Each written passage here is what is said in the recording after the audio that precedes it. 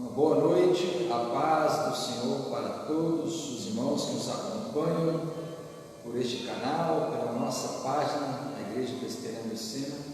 Gostaria de convidar você que está em casa a abrir aí a sua Bíblia em Isaías, profeta Isaías, capítulo 6.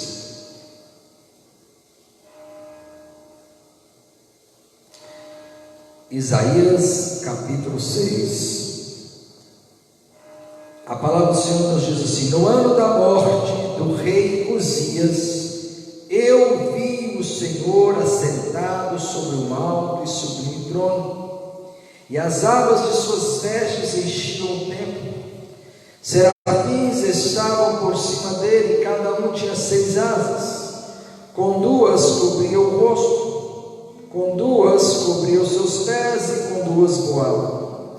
E clamavam uns aos outros, dizendo: Santo, Santo, Santo é o Senhor dos exércitos, toda a terra está cheia da sua glória. As bases do limiar se moveram à voz do que clamava, e a casa se encheu de fumaça.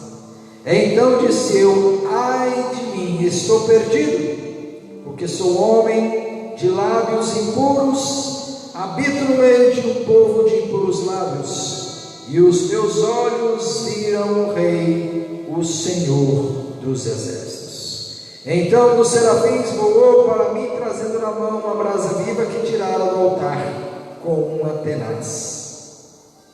Com a brasa tocou a minha boca e disse: eis que ela tocou os teus lábios, a tua iniquidade foi tirada e perdoado o teu pecado. Depois disso ouvi a voz do Senhor que dizia: a quem enviarei? E quem há de ir por nós? Disse eu: eis-me aqui, envia-me a mim. O profeta Isaías, nessa visão, ele pôde reconhecer a grandeza, o poder e a santidade de Deus. A santidade que o fez reconhecer todo o seu pecado e a sua insignificância e a sua indignidade de estar perante o Senhor. Da mesma forma, nós temos que reconhecer que diante de Deus nós precisamos nos humilhar, e assim como o profeta, nós devemos reconhecer que somos de lábios impuros e também habitamos no meio de um povo de impuros lábios. O Senhor precisa também dizer a nós que o nosso pecado foi perdoado e tirado. Que nós possamos, assim, poder dizer ao Senhor: eis-me aqui, envia-me a mim. Mas primeiro, Deus precisa tratar conosco e limpar-nos. Vamos orar. Pai Santo, perfeito em tua bondade, em tua graça e no teu poder, Santo e excelso, Senhor de todo o universo, nós nos humilhamos diante de ti, Deus, reconhecendo a nossa necessidade de clamar ao teu perdão, de clamar por tua misericórdia e tua graça. Receba de nós, ó Pai, a adoração nessa noite, mas limpa-nos, ó Deus, para que estejamos diante de ti humildemente, sejamos perdoados pelo aquilo que Cristo realizou, pela obra maravilhosa do teu Filho, que a si mesmo se entregou por nós. Receba, ó Deus, a todos nós, e a nossa adoração e a nossa louvor nessa noite. Perdoa-nos, ó Deus, porque temos falhado e temos carecido do teu perdão constantemente, diariamente. Limpa-nos para que possamos apresentar a ti toda a nossa adoração e nosso louvor nessa noite. Nós pedimos isso, e que também nos fale essa noite por meio da tua palavra, em nome de Jesus. Amém. Gostaria de convidar agora o presbítero Ramiro, que ele estará agora neste momento, dirigindo-nos em adoração a nosso Deus.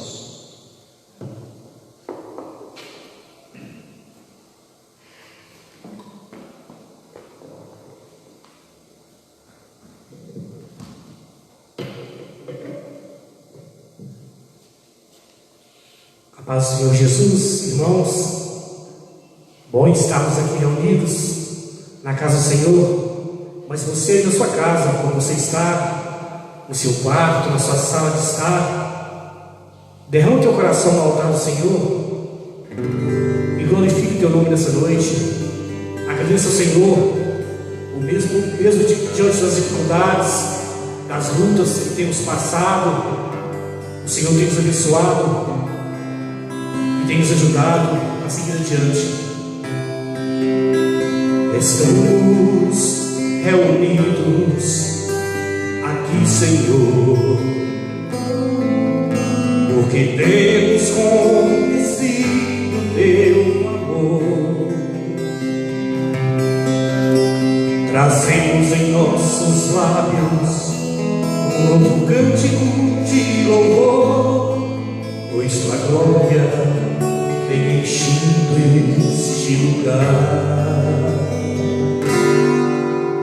Estamos reunidos aqui, Senhor, porque temos conhecido teu amor. Trazemos em nossos lábios um novo cântico de louvor, pois tua glória tem enchido este lugar. Pois tua glória tem enchido este lugar. Estamos reunidos aqui, Senhor, porque temos conhecido teu amor. Trazemos em nossos lábios um novo cântico de louvor, pois tua glória tem enchido este lugar. Pois tua glória tem enchido este lugar. Pois tua glória tem enchido este lugar.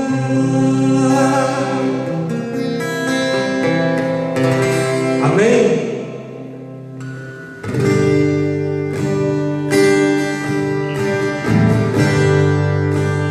Quando o meu eu e o meu orgulho mexeu comigo sem me jurar, como as águas do rio, então subirei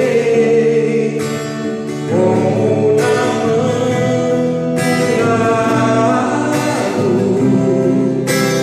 eu abro mão de tudo que sou, só pra servir-te, ó meu Senhor.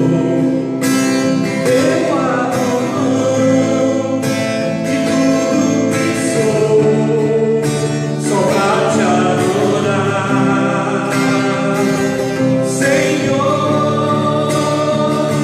Senhor. Quebra o meu orgulho, eu quero descer e mergulhar nas águas do teu amor. Me purifica, eu quero ser limpo, como na mão do teu poder, Senhor. Quebra o meu orgulho, eu quero descer e mergulhar nas águas do teu amor.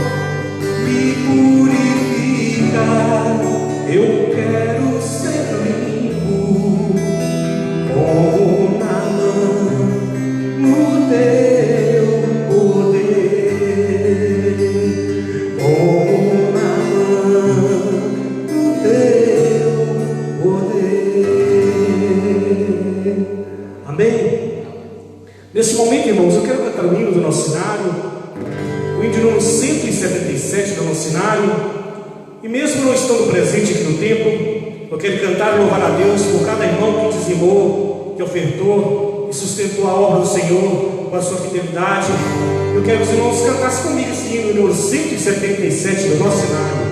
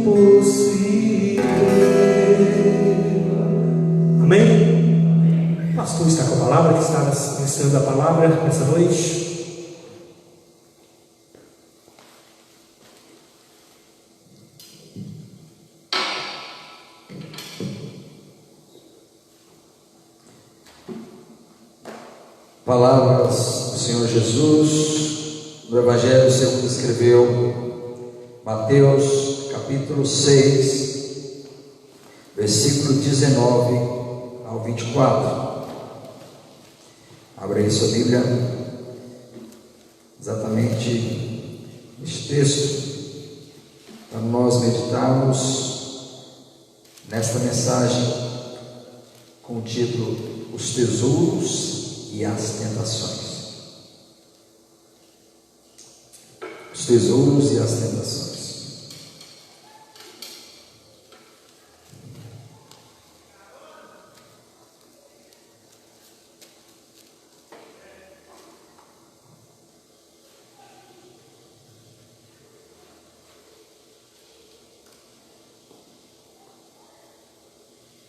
A palavra do Senhor nos diz assim: não acumuleis para vós outros tesouros sobre a terra, onde a traça e a ferrugem corroem, e onde ladrões escavam e roubam. Mas ajuntai para vós outros tesouros no céu, onde a traça nem ferrugem corrói, e onde ladrões não escavam nem roubam. Porque onde está o teu tesouro, aí estará também o teu coração. São os olhos a lâmpada do corpo. Se os teus olhos forem bons, todo o teu corpo será luminoso. Se, porém, os teus olhos forem maus, todo o teu corpo estará em trevas. Portanto, caso a luz que há em ti sejam trevas, que grandes trevas serão? Ninguém pode servir a dois senhores, porque ou há de aborrecer-se de um e amar ao outro, ou se devotará a um e desprezará ao outro. Não podeis servir a Deus e às riquezas. Vamos orar mais uma vez. Pai Santo, Pai de amor, nós te louvamos e engrandecemos teu santo nome. Mais uma vez, queremos diante de ti clamar, ó Pai, para que a tua palavra venha nos fortalecer espiritualmente, mas também que venha nos corrigir naquilo que precisamos ser corrigidos, que venha nos ensinar, que venha nos moldar, que venha nos trazer para mais perto de ti, Deus. Que o teu Espírito Santo, que é tão poderoso, é um mestre ensinador, aquele que haveria de vir para ensinar todas as coisas que o Senhor já havia nos ensinado, que Ele possa realmente trazer aos nossos corações e aplicar às nossas vidas, a todos que estão ouvindo, onde quer que estejam, estas palavras. E que o Senhor possa, por meio desta mensagem, falar a cada um para a honra, glória e louvor do teu santo e precioso nome. Nós pedimos isso em nome de Jesus. Amém.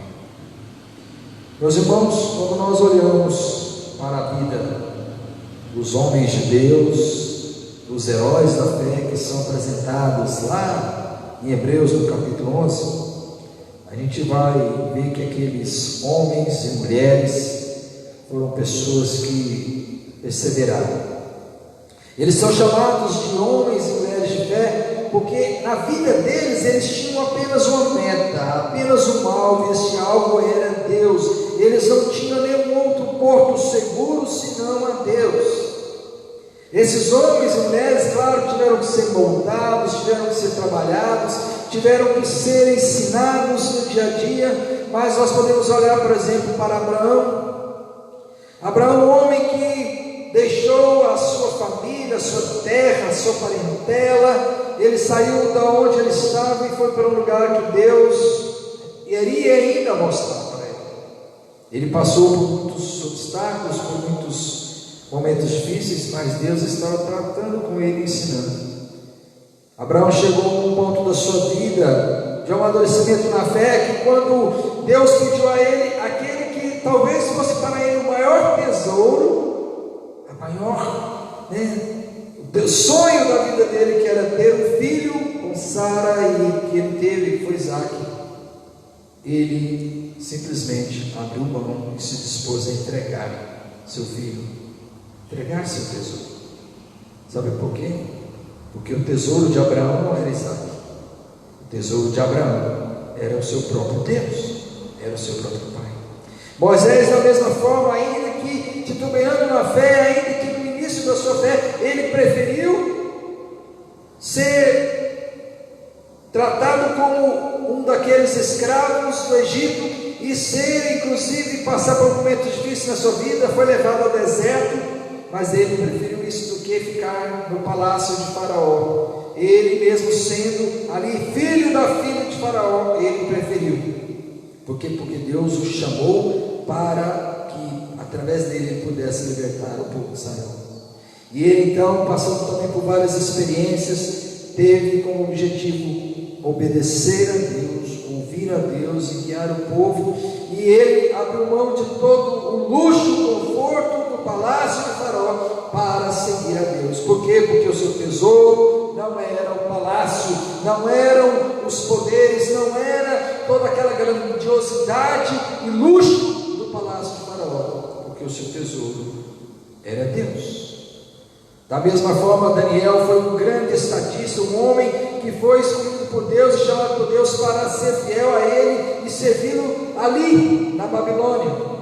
Ele esteve no palácio de Nabucodonosor, depois de seu filho. Depois ele ainda continuou quando os caldeus foram derrotados e outros, o outro povo, os me subiu a mente agora, perdão, o nome de outro povo que conquistou o poder e derrotou os caldeus. Agora ele, nas mãos do rei Dario, ele ainda continuava na corte, mas o seu tesouro não era o seu cargo público. O seu tesouro não era o fato dele ser um daqueles 3 presidentes dos sátrapas, mas o seu tesouro era Deus. Ele não se abalou quando uma lei foi decretada que ninguém deveria orar e buscar a Deus, mas ele buscou o seu tesouro, que era Deus, mesmo correndo o risco de acontecer o que aconteceu com ele. Ele foi levado para a cova dos leões. Por quê? Porque o seu tesouro era Deus. Assim como seus amigos Ananias, Azarias e Misael também não se prostraram diante daquela estátua para adorar aquela estátua, porque o seu tesouro era Deus e o seu tesouro não eram suas próprias vidas. Eles estavam dispostos a ser jogados na fornalha de fogo, porque o seu tesouro era Deus. E a pergunta que fica para mim e para você: qual é o meu tesouro e qual é o teu tesouro? Qual é o nosso tesouro? Qual é de fato o tesouro, aquilo que é mais importante para você? O que é mais importante? A fama, o seu nome, a sua profissão, a sua carreira, a sua reputação, o dinheiro, a sua casa, a sua família? Qual é o seu tesouro? Nós estamos diante dessa passagem do Sermão do Monte, no capítulo 6, em que agora, depois de estudarmos no capítulo 5 o relacionamento, quando Cristo Jesus apresenta ali as características dos verdadeiros discípulos, o seu relacionamento com o mundo, como sendo o sal da terra do mundo, quando ele apresenta também aquele relacionamento do verdadeiro cristão com a lei, entendendo de fato qual é o verdadeiro sentido e a profundidade da lei. Agora no capítulo 6 nós estamos tratando do relacionamento deste cristão, que já é salvo em Cristo Jesus, que ele está no Senhor Jesus, que ele é verdadeiramente discípulo de Jesus, um crente fiel, e o seu relacionamento com o Pai. Nós vimos no versículo 1, no começo do capítulo 6, deste relacionamento, como ele deve apresentar a Deus, como ele deve, nesse relacionamento com Deus, como se dá aí a sua devoção a Deus, por meio das obras de ajuda, de socorro, de esmolas, que devem ser feitas para Deus, não para os outros, mas para Deus, não para serem vistas pelos outros, mas para serem testemunhadas e vistas apenas por Deus. Nas orações também, que apenas Deus conheça e saiba das suas orações. Ele não ora para ser visto ou ser admirado pelos outros, mas por Deus. Ele jejua também, se consagra a Deus e não para ser visto pelos homens. Ou seja, nós estamos tratando aqui do relacionamento, do meu relacionamento como cristão com o Pai, do meu relacionamento como filho de Deus com o Pai, do seu relacionamento como filho de Deus com o Pai. Como é isso? E agora nós entramos numa outra seção do capítulo 6, que trata a respeito exatamente dos tesouros e também das tentações. Por que dos tesouros e tentações? Meus irmãos, porque é o seguinte: qual é a afirmação que nós podemos, a partir desse texto dele? É a seguinte: ao nos orientar sobre qual deve ser o nosso tesouro, Jesus está nos alertando para os perigos das tentações deste mundo. Nós aqui estamos lidando com tesouros e tentações. Qual é o nosso tesouro? E o que isso implica para as tentações deste mundo? Como nós podemos, porque na verdade o nosso relacionamento é com o Pai, mas nós vivemos neste mundo. E ao viver neste mundo, nós temos que ter em mente o seguinte: nós precisamos viver uma vida que agrada a Deus, mas é uma vida que agrada a Deus não isolada do mundo, não isolada das outras pessoas, não isolada das tentações. Nós não podemos entrar em um monastério, como algumas pessoas acreditavam, que para você servir a Deus perfeitamente, você tinha que entrar no monastério e viver ali somente para Deus e esquecer-se do mundo. Mas isso não nos impede de cairmos nas tentações. Isso é comprovado que ser um eremita, ser um ser isolado da sociedade, não é isso. Nós não encontramos nas Escrituras nada que vai nos ensinar. Na verdade, nós somos chamados para ser sal da terra e luz do mundo, e nós só podemos ser sal da terra e luz do mundo se nós estivermos no mundo. Nós não podemos nos isolar do mundo. Então nós temos que aprender a lidar com as tentações. De que forma? Sabendo lidar com os tesouros, sabendo realmente o que é o nosso tesouro. Quais são as orientações de Jesus, então, para nós lidarmos com esses perigos do mundo? Vamos lá. Primeiro, versículo 19, leiamos novamente: não acumuleis para vós outros tesouros sobre a terra, onde a traça e a ferrugem corrói, e onde ladrões escavam e roubam. O que é mais interessante aqui, meus irmãos, é o seguinte, e o ensino de Jesus: os tesouros materiais são passageiros e inúteis. Este é o ensino principal aqui de Jesus.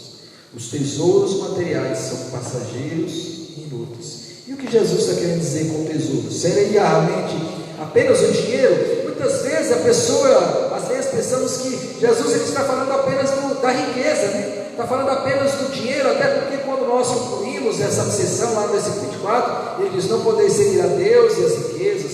Quando ele fala aqui também de servir ao outro, a dois senhores, que é Deus ou as riquezas, a gente muitas vezes pensa que está falando de riquezas, porque ele está falando de ladrões que roubam. E aí a gente sempre acha que é dinheiro, que é poder, que é riqueza, que é ouro, que é alguma coisa desse sentido. De fato, há essa visão, até porque no mundo, uma das coisas que mais tenta o ser humano é o poder e as riquezas.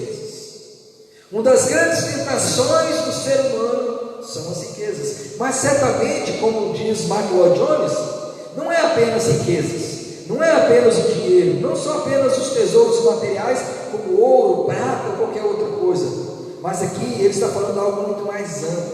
O que seriam esses tesouros?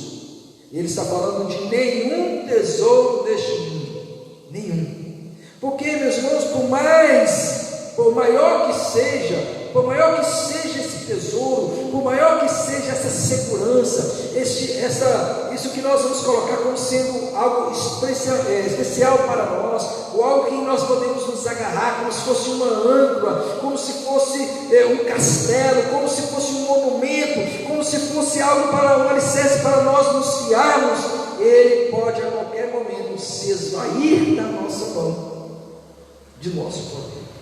Então não é apenas riquezas. Olha, ele fala o seguinte, veja aí que ele diz: não acumuleis para vós outros tesouros sobre a terra, onde a traça e a ferrugem corrói, onde ladrões escavam e roubam. É tão interessante que ao nos orientar, Jesus a nos mostrar, a nos falar de forma muito clara, muito cristalina, que nós não devemos nos afiançar, nos agarrar às coisas deste mundo, a ter tesouros desta vida. Ele vai dizer o porquê.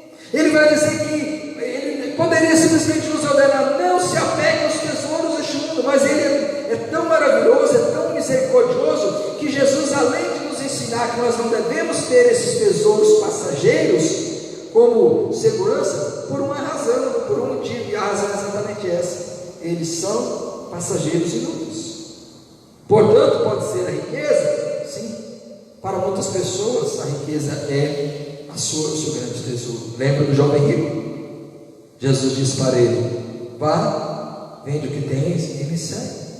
Mas ele saiu entristecido por quê? Porque ele possuía muitas riquezas, e a sua segurança era a riqueza.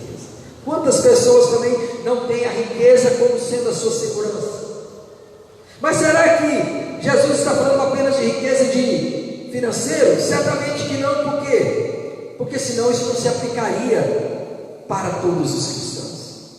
Se nós observarmos bem, a maioria dos cristãos, eles não são endinheirados, eles não têm muitos recursos financeiros, até porque os mais pobres são aqueles que são mais carentes e necessitados, é que realmente buscam um refúgio em Deus.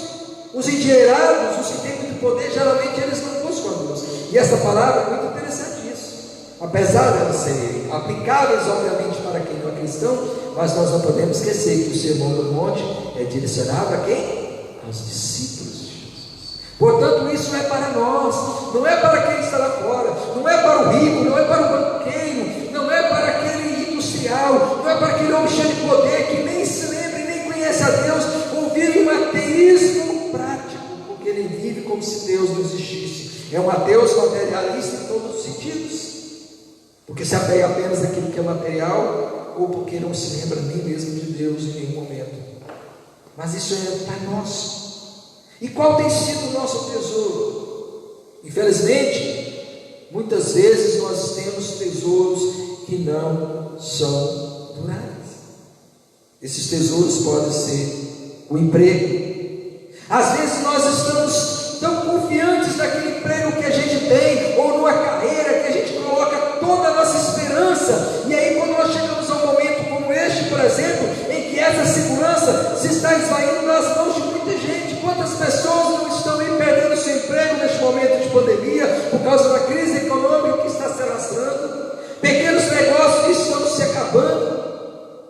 Portanto, se o teu tesouro for o teu emprego, é um risco muito grande. Se for a tua carreira, também é muito grande. Se for o seu nome, da mesma forma.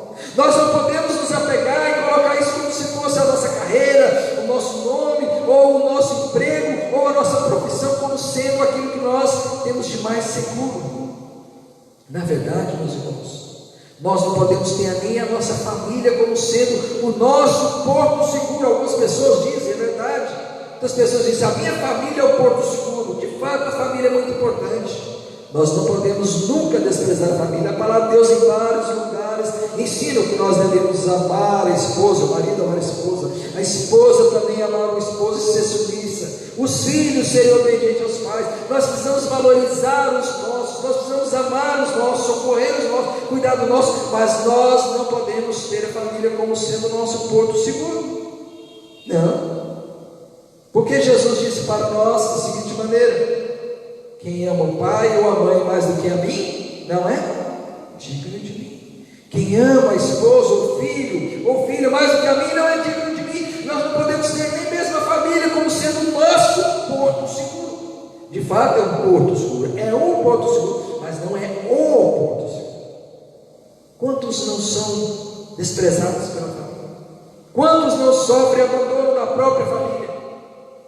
Sabe, talvez a gente não tenha passado por experiência, amém se nós não passamos, graças a Deus por isso. Mas quantas pessoas não são desprezadas até mesmo pelos pais, ou desprezadas pelos filhos, ou desprezadas pelos irmãos? Você se lembra de José? Um grande exemplo foi José. Tinha 11 irmãos, e esses 11 irmãos o venderam. Na verdade, alguns, a maioria queria matá-lo, mas eles o venderam. Mas qual era o porto seguro de José? Não era a sua família, nem mesmo o seu pai, que ele amava certamente, que o amava certamente, mas o seu porto seguro não era, o seu porto seguro era Deus. E José se tornou de fato um homem escolhido por Deus para aquilo que a gente já sabe. Mas qual tem sido o seu porto seguro? Jesus ele dá o exemplo aqui das riquezas, quando ele fala ladrão e que rouba, escava, também da traça, da ferrugem, que muitas vezes ela servia para destruir as riquezas que as pessoas tinham lá.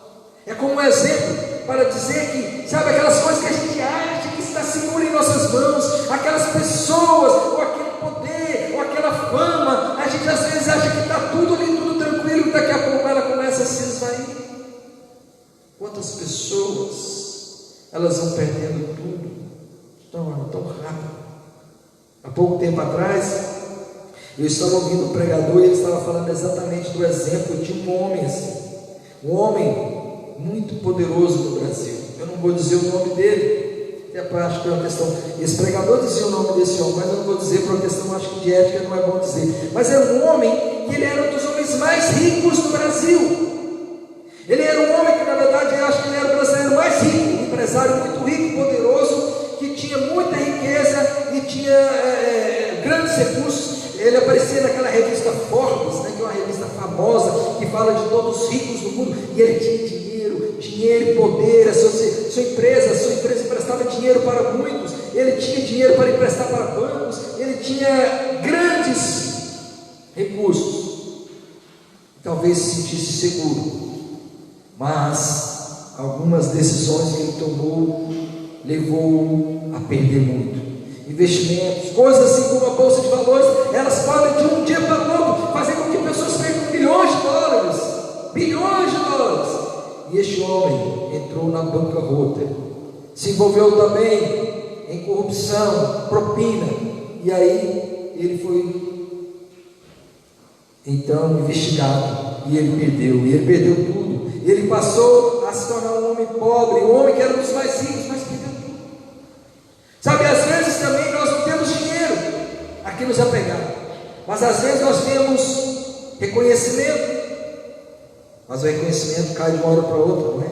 Nós estamos vivendo um tempo em que a destruição de uma reputação, ela acontece de um dia para o outro. Você pode ser aquele homem, vamos dizer assim, o homem mais reconhecido na nação.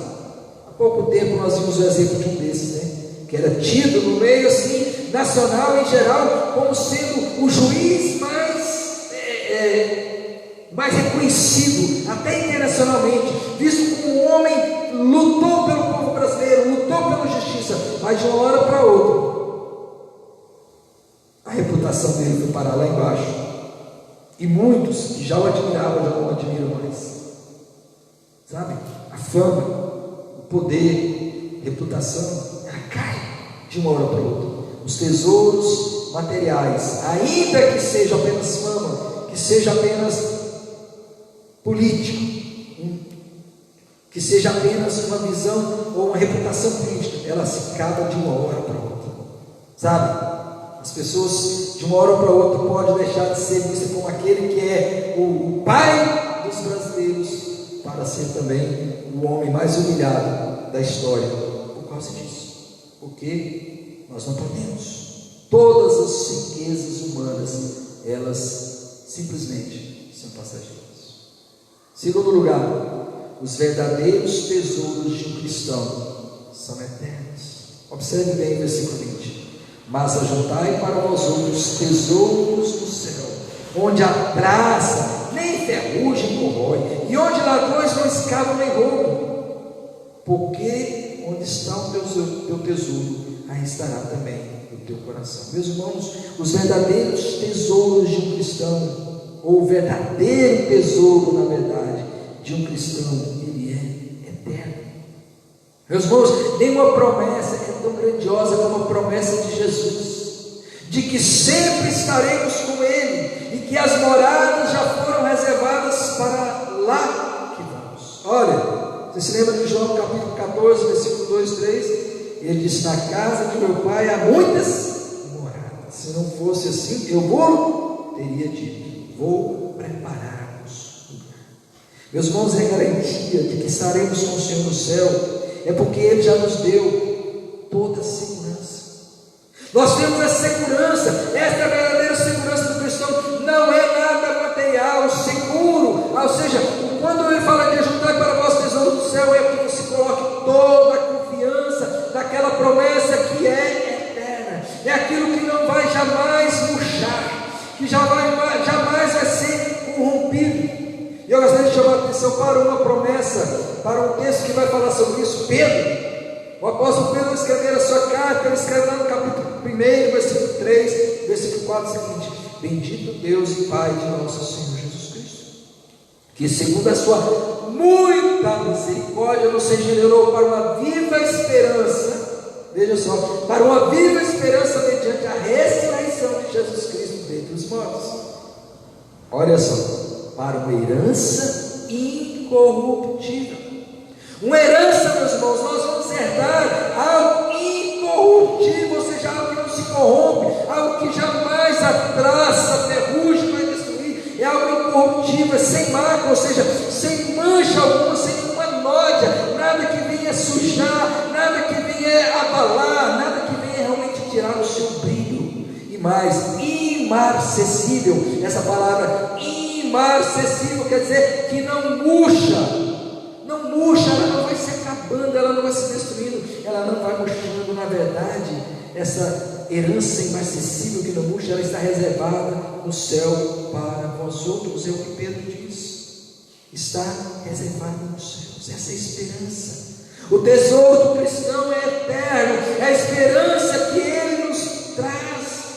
Existe garantia para o cristão? Sim. Olha o que diz a palavra do Senhor lá em João capítulo 14, versículo 16, 26. A esperança é a vinda do Consolador. Esse texto é maravilhoso. Eu gostaria de ler esse texto para que nós possamos então meditar nele. João capítulo 14, versículo 16 a 26, que nos diz assim: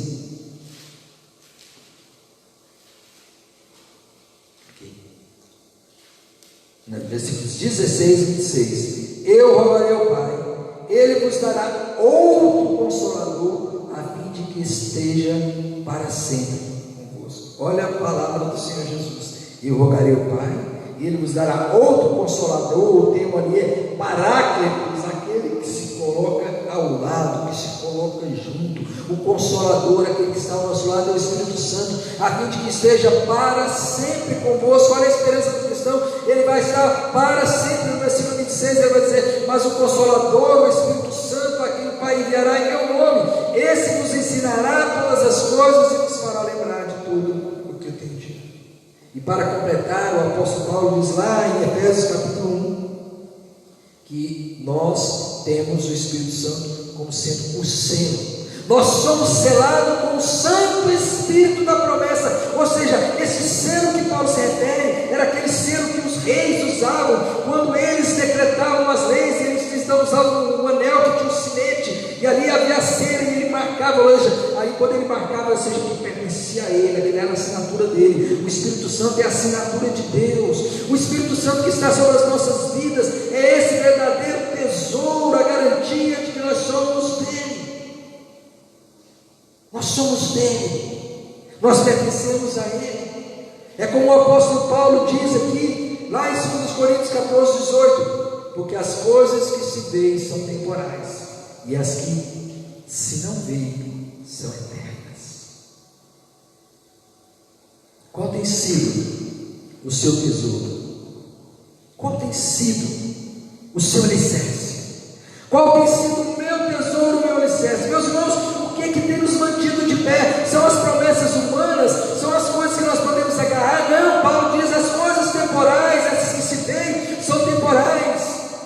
Sabe, não são as bênçãos materiais. Muitas pessoas hoje correm atrás de bênçãos materiais, de recursos deste mundo, de bênçãos temporais, ou curas, coisas milagrosas, coisas mirabolantes, mas na verdade a maior bênção é aquilo que Paulo já falou lá na carta aos Efésios, capítulo 1: bênçãos espirituais nos lugares celestiais. As bênçãos espirituais em Cristo são essas bênçãos, porque elas são eternas. Elas são aquelas que não se veem, mas a garantia da vida eterna. Isso é simplesmente o verdadeiro tesouro. Isso é o verdadeiro tesouro. Qual é, meus irmãos, o seu tesouro? Qual é o tesouro? Qual é o meu tesouro? Qual seu tesouro? Será que é aquelas coisas que se acabam? Não, o verdadeiro tesouro do cristão é eterno, ele não pode ser destruído, nada pode corroer, os ladrões não podem escavar nem roubar, ninguém pode tirar isso de nós, ninguém pode arrancar isso, porque isso está firme, firmado no nosso coração por meio do Espírito Santo. É por meio do Espírito Santo. Mas em terceiro lugar, aí no versículo 21 e 23, diz assim: porque onde estará, ou aliás, onde está o teu tesouro, aí estará também o teu coração. Versículo 22, são os olhos a lâmpada do corpo. Se os teus olhos forem bons, todo o teu corpo será luminoso. Se porém os teus olhos forem maus, todo o teu corpo estará em trevas. Portanto, caso a luz que em ti há sejam trevas, que grandes trevas serão. Parece que Jesus muda de assunto, né? Quando ele começa a falar de luz, de lâmpada, né, de coração iluminado, parece que ele está mudando de assunto, mas na verdade não, meus irmãos. Ele está falando o mesmo assunto, falando dos olhos como sendo a lâmpada do corpo. Na verdade ele está falando em que nós estamos colocando a nossa esperança. Terceiro lugar, meus irmãos, é que o nosso coração sempre é seduzido pelos nossos tesouros. Portanto, meus irmãos, o que nós estamos valorizando? É isso que Jesus está querendo nos mostrar. O que Ele está valorizando no nosso coração? Por isso Ele diz, são os olhos a lâmpada do corpo. E aí os olhos, na verdade, eles são aqui um sinônimo do coração. Porque quando nós colocamos o coração em algo, é como nós nos preocupamos com aquilo. Quando nós colocamos os olhos em algo, nós estamos olhando para aquilo. Aquilo para nós é o que é mais importante. É aquilo que nos mantém de pé. É aquilo que nós lutamos. É aquilo que nós valorizamos.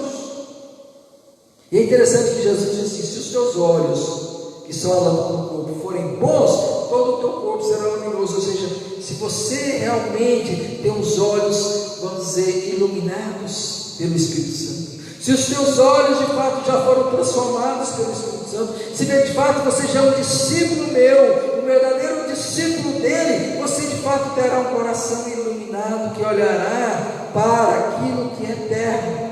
O que vai valorizar os seus olhos será para aquilo que é bom, e aí então todo o seu corpo será iluminado. Jesus deixou claro que os tesouros deste mundo são completamente inferiores aos tesouros espirituais. Nós já falamos sobre isso. Além disso, ele agora mostra de forma bem clara a maior razão pela qual devemos buscar e acumular tesouros no céu, ou seja, porque assim nós desejaremos estar lá e não aqui, não é?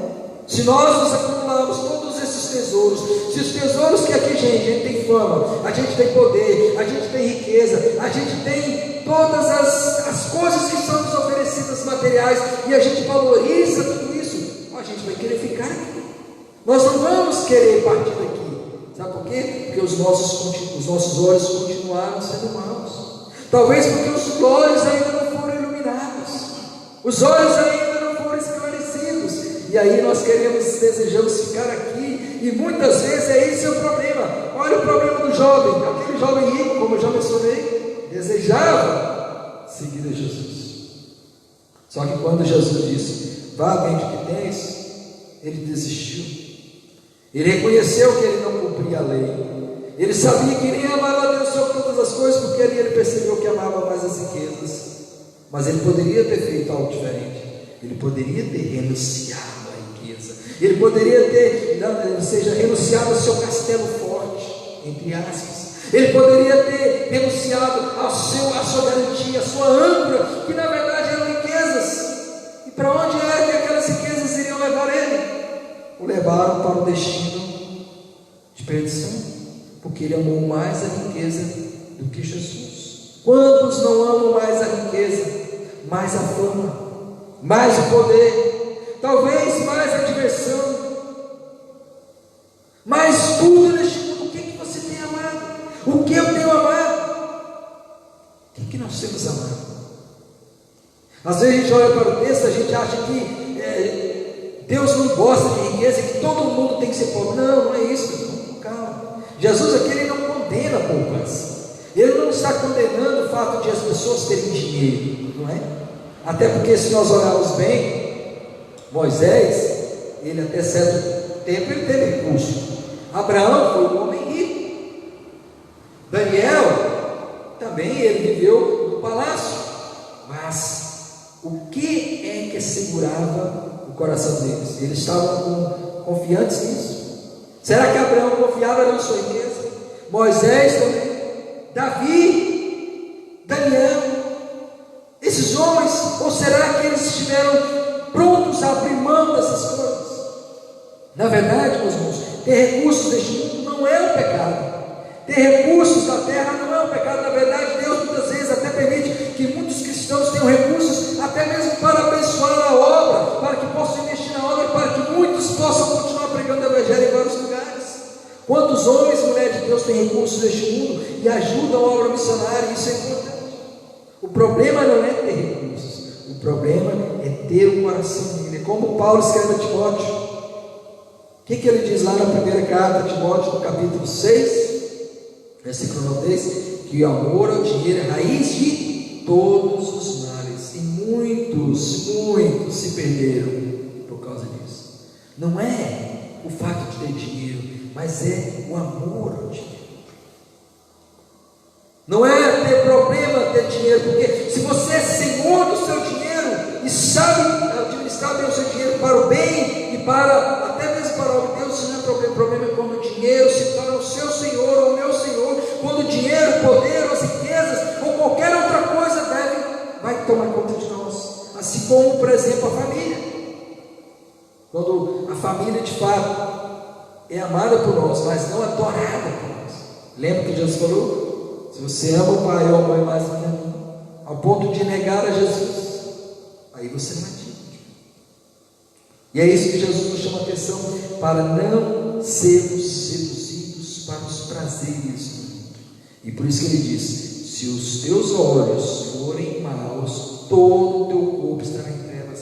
E por que os olhos são maus? Os olhos são maus porque não enxergam direito, porque estão inebriados, estão meio que cegos. E o que cega os olhos? O poder, a riqueza, o luxo, a vanglória deste mundo. Ou seja, essas coisas cegam o homem cego por causa das riquezas, não consegue enxergar a verdadeira riqueza, que é a vida eterna. Sabe? Os olhos são maus e não conseguem enxergar, porque simplesmente a luz que supostamente está em ti, se elas são trevas, grandes trevas serão. Muitas pessoas às vezes afirmam crer no Evangelho, afirmam crer na luz, mas essa luz é de fato o seu alicerce, ou é apenas uma imitação da luz? O que tem te mantido de pé? E é exatamente assim que Jesus está dizendo: o nosso coração, ele sempre é seduzido por nossos tesouros. Por isso Jesus disse: onde está o teu tesouro, aí estará também o teu coração. O que nós valorizamos mais? O que nós valorizamos mais? Por último, o maior perigo é o cristão estar dividido. Esse é o problema, é a divisão, é o coração dividido, é o coração dobre, é o coração que titubeia por dois caminhos, que não sabe se vai seguir a Jesus ou se vai seguir o mundo, se vai seguir a Jesus ou se vai ficar com as riquezas como o jovem rico, e dúvida. O maior perigo é estar dividido. Olha o versículo 24: ninguém pode servir a dois senhores, porque ou há de aborrecer-se de um e amar o outro, ou se devotará a um e desprezará o outro. Não podeis servir a Deus e as riquezas. Resumindo, o que Jesus está dizendo é o seguinte: Deus, Ele não quer você pela metade. Deus não quer dividir você com ninguém. Ele te salvou para que você seja 100% dele. Nós não podemos ser divididos, nós não podemos amar a Deus. Eu não amo a Deus, mas eu preciso disso. Sabe, quando nós colocamos a confiança em políticos, por exemplo, achamos que os políticos vão ser a solução para os nossos problemas, vai ser a solução para a nossa nação, vai ser a solução para mim e para você. Quando nós acreditamos demais, colocamos toda a esperança, nós sempre quebramos a cara, porque muitas vezes nós agimos como os ateus materialistas, porque na prática somos também materialistas, acreditando nas pessoas, naqueles que têm poder, ou talvez achamos que aquele que foi investido de autoridade são as nossas salvações. Não, De forma muito clara, Jesus nos informa que jamais poderemos estar divididos, pois só temos um coração, e nesse coração ele tem espaço apenas para um Deus e Senhor. Claro que no teu coração há espaço para o teu marido, para a tua esposa, para os teus filhos, para todos os seus parentes, para todos os seus amigos, todos os seus irmãos, mas para Deus somente um, para Senhor somente um. Então quem é o meu Senhor? Quem é o meu Deus? Em quem eu coloco toda a minha esperança? A quem estou devotando? Quem estou entregando a minha vida? Será que eu estou dividido? Será que realmente eu não estou dedicando mais tempo às minhas preocupações mundanas, às minhas diversões, às minhas riquezas ou aquilo que realmente me agrada do que a Deus? Será que meu coração não está dividido ao ponto que eu não estou disposto a servir a Deus e até mesmo abrir mão de todas as coisas para Deus? Sabe?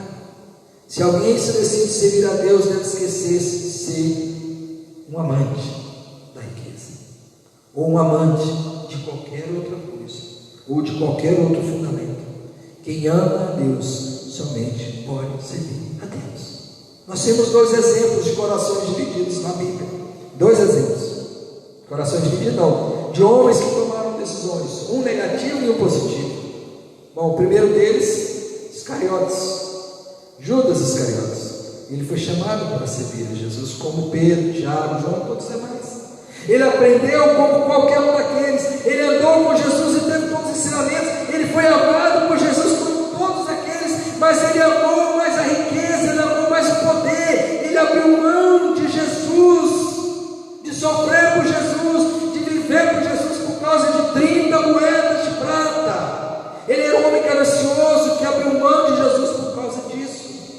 Ele não se fiou em Cristo, mas se fiou simplesmente em 30 moedas de prata. Por outro lado, nós temos o apóstolo Paulo. Se você olhar para o apóstolo Paulo, olha, Filipenses, essa história maravilhosa, esse testemunho de Paulo, capítulo 3, versículos 5 a 8, ele diz assim: secundado ao 8º dia, da linhagem de Israel, da tribo de Benjamim, hebreu de hebreus, quanto à lei fariseu, quanto ao zelo perseguidor da igreja, quanto à justiça que era a lei irrepreensível, mas o que para mim era lucro.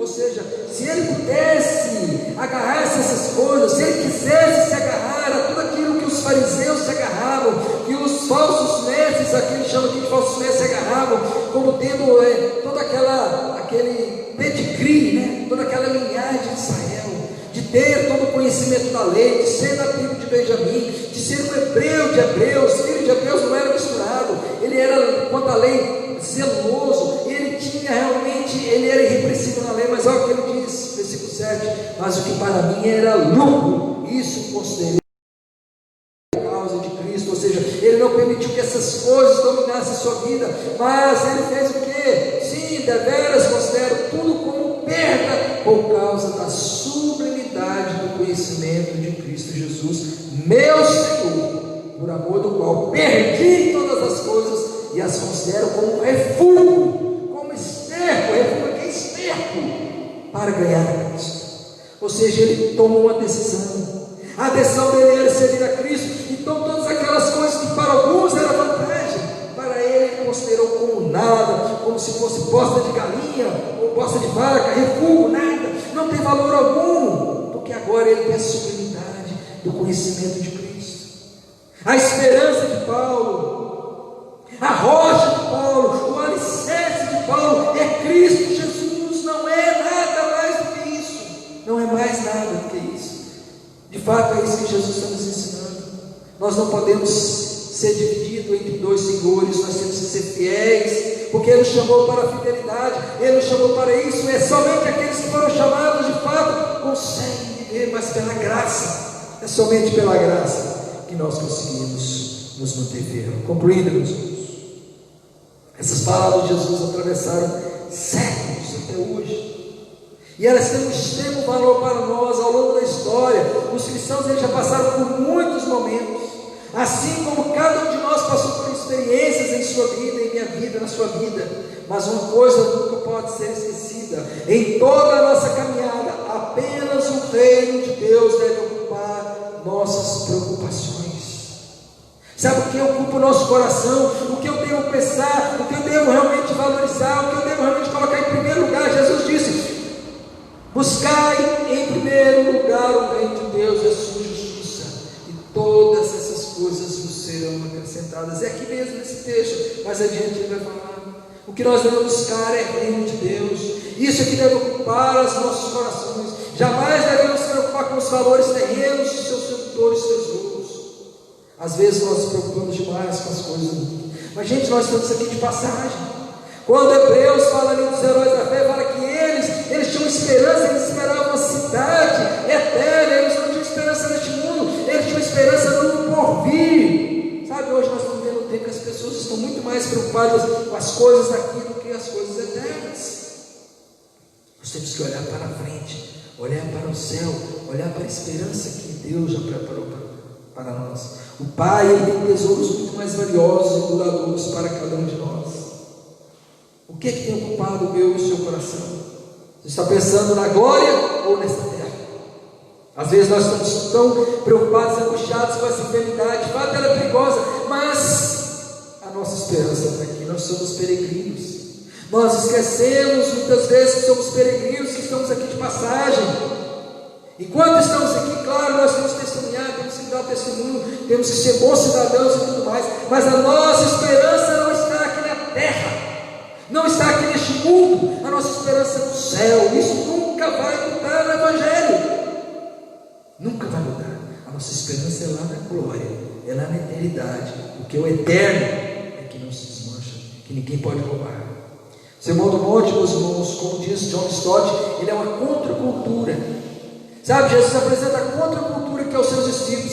Segundo deixar o tema principal de toda a Bíblia, do começo ao fim, é o propósito histórico de Deus em chamar para si um povo santo, ou seja, um povo totalmente diferente do mundo, de toda a sociedade. Sabe, quando nós nos apegamos aos valores deste mundo, às riquezas deste mundo, a fama, a política ou os recursos deste mundo, nós estamos simplesmente seguindo como o mundo, seguindo como as pessoas que não conhecem a Deus. Nós somos diferentes, nós estamos andando na contramão desse sistema, nós andamos na contramão deste sistema. Não podemos valorizar o mundo como o mundo valoriza, temos que valorizar aquilo que é eterno. O Sermão do Monte está repleto de contraste entre o comportamento e também os valores dos discípulos de Jesus e dos escribas, fariseus e também dos gentios, ou seja, aqueles que não são religiosos. De fato, há um contraste entre cristãos e religiosos hipócritas e não religiosos. Que diferença é essa? É que a nossa esperança está em Deus, que o nosso alicerce, que a nossa rocha são as palavras de Jesus. Por isso que aqui no Sermão do Monte, lá no final, ele vai falar sobre isso. Aqueles que ouvem essas palavras e as praticam é como aquele que construiu a sua casa sobre a rocha. Ele construiu a sua casa sobre a rocha, porque quem ouve essas palavras, crê naquilo que Jesus ensina aqui, ele é como aquele que constrói a sua casa sobre a rocha. Essa segurança, a rocha são as promessas, é o Evangelho de Jesus. Ele constrói a sua casa sobre a rocha. Aí pode vir tempestade, pode vir temporal, pode vir terremoto, pode vir Covid-19, pode vir qualquer tipo de tribulação, mas aquele que está seguro em Jesus, ele não perde a sua fé, porque ele tem um só Senhor e um só tesouro, que é Cristo Jesus, que são palavras da vida eterna, como Pedro disse a Jesus: para onde iremos nós, se só tu tens as palavras de vida eterna? Quem nós estamos confiando, meus irmãos? Em quem vocês têm colocado a sua segurança? Qual é o teu tesouro? Qual é o meu tesouro? Qual é o nosso tesouro? Qual é a tua esperança? Vamos lá. Pai de amor, muito obrigado mais uma vez pela graça que nós recebemos de conhecer a Jesus e de receber esse tesouro. Que sejamos, como Paulo falou também, que recebamos esse tesouro como vasos de barro, para que a glória não seja nossa, mas totalmente 100% do Senhor. Este tesouro, que é uma esperança viva, incorruptível, imarcessível, que não murcha e que é eterna, como escreveu o apóstolo Pedro. Que nós possamos nos afiar, nos agarrar, colocar toda a nossa confiança naquilo que realmente é a verdadeira promessa de vida eterna, na graça e no perdão do Senhor Jesus, que lá na cruz pagou o preço para nos dar essa vida eterna. Amém. Amém. Nós estamos encerrando o nosso culto. Nós vamos encerrar agora com mais um louvor, e assim estaremos terminados. Que os irmãos tenham uma excelente semana, cheia da graça de Deus.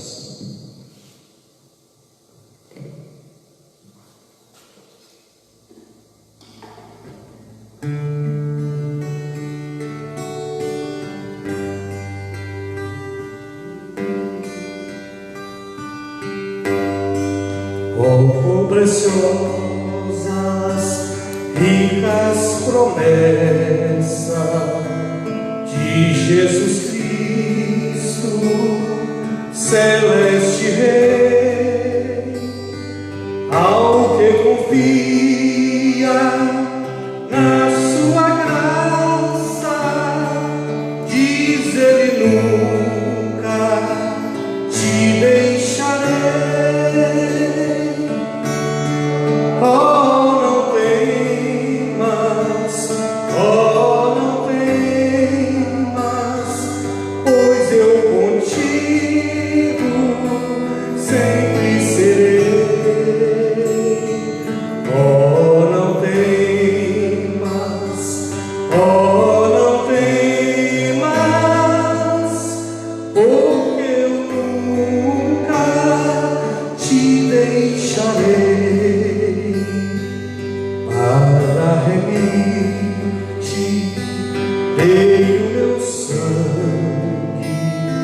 Vem sem demora, pois te chamei. Quem dos meus braços pode arrancar-te?